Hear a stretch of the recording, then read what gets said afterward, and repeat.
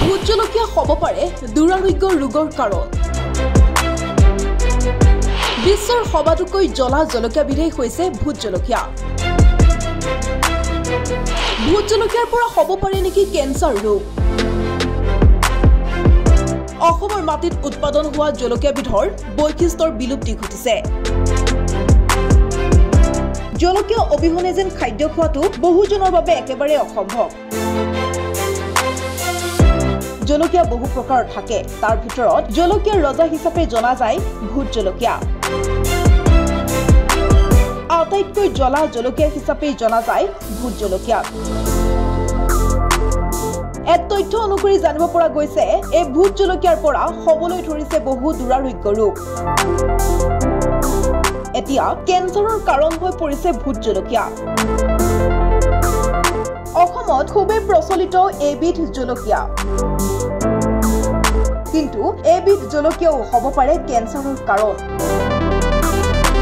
গেষ্ট্ৰিকৰ দৰে ৰোগৰ বাবে ভোট জলকীয়াক উপযোগী হিচাপে গণ্য কৰা হয়, কিন্তু এই ভোট জলকীয়াই এতিয়া দুৰাৰোগ্য ৰোগৰ কাৰণ হৈ পৰাৰ তথ্য জানিব পৰা গৈছে।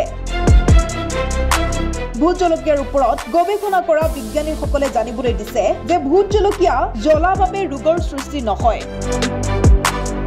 জ্বলাই দেহৰ ক্ষতি নকৰে, কিন্তু অসমৰ মাটিত উৎপাদন হোৱা ভোট জলকীয়াৰ বৈশিষ্ট্যৰ বিলুপ্তি ঘটিছে। এতিয়া বিভিন্ন কীট পতংগই ভোট জলকীয়াৰ গছবোৰ খাই পেলাইছে। সেয়েহে সাধাৰণ যিসমূহ দৰৱ, সেই দৰৱসমূহেই কীট পতংগ ৰোধৰ বাবে খেতিয়কসকলে ব্যৱহাৰ কৰিছে। আৰু কৃষকসকলে এই খেতিত ব্যৱহাৰ কৰে বজাৰত পোৱা সহজলভ্য ঔষধ। আৰু এই ঔষধসমূহ স্বাস্থ্যৰ বাবে অতিকৈ অপকাৰী। কীটনাশক দ্ৰব্যসমূহেই জলকীয়াৰ ভিতৰতো সোমাই পৰে। আৰু জলকীয়াৰ পৰা এই দৰৱসমূহ ধুলেও আঁতৰ নহয়। আৰু এই দৰৱসমূহৰ বাবেই ভোট জলকীয়া হৈ পৰিছে কেঞ্চাৰৰ কাৰণ। নিউজ ডেস্ক, প্ৰতিবিম্ব লাইভ।